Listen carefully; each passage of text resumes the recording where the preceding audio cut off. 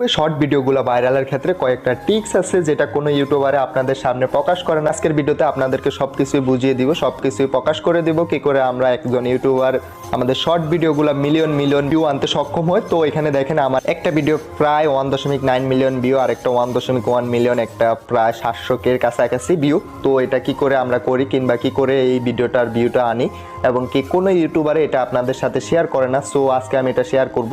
এটা হচ্ছে আমাদের কয়েকটা গোপনীয়তা আছে ইউটিউবে। তো আমি চলুন আমার একটা ভিডিও ওপেন করে আপনাদেরকে দেখিয়ে দিচ্ছি। আমি এখানে আমার একটা ভিডিও ওপেন করে নিলাম। এখান থেকে আমি চলে যাচ্ছি আমার গো টু ভিডিও অ্যানালাইটিস।